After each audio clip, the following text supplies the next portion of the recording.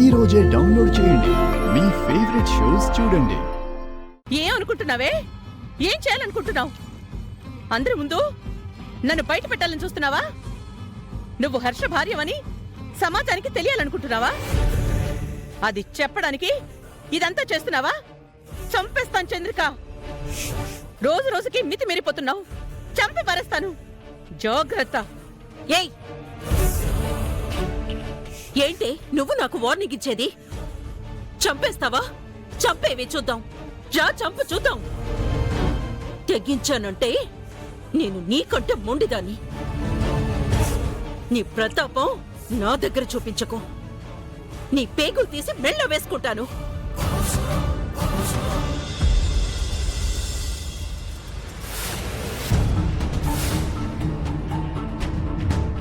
ఏం వాగుతున్నావే?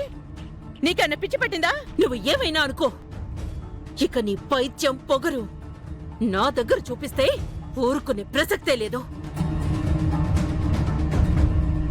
నీకు ఆల్రెడీ చెప్పాను, ఆయన ప్రాణాల మీదకొస్తే నేనేది లెక్క చేయనని.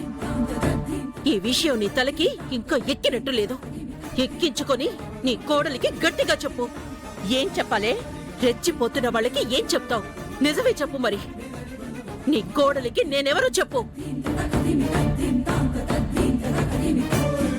ఈ ఇంటితో నా బంధం ఏంటో చెప్పు. ఆయన నా భర్త అని చెప్పు. ఆయన నా మెడలో తాళి కట్టారని చెప్పు.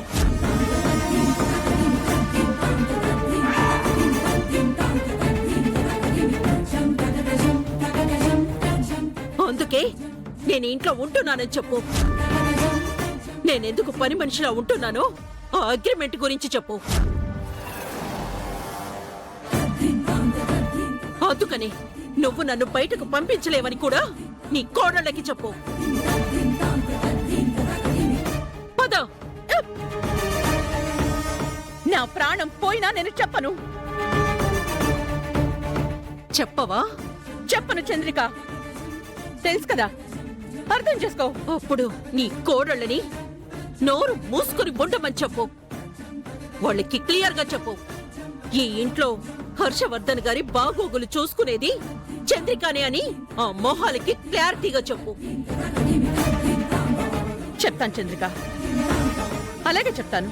చెప్పు రమా. ఇప్పుడు చెప్తున్నాను, ఇంకొక్కసారి మాత్రం వాళ్ళు నువ్వెవరు అని నన్ను అడగడానికి వీల్లేదు.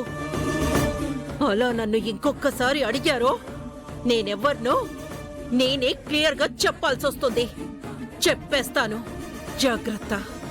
అంతవరకు వెళ్లకుండా నేను చూసుకుంటానంటున్నాను కదా. చూసుకోకపోతే నీ బతుకే బస్ స్టాండ్ అవుతుందని చెప్తున్నాను. ఇక నీ గురించి ఆవగించంత కూడా ఆలోచించను. నా ప్రతి ఆలోచన ఆయన గురించే ఉంటుంది. నువ్వు మర్చిపోయినా నేను మర్చిపోను. తేడా వచ్చిందో చచ్చావే, గుర్తుపెట్టుకో.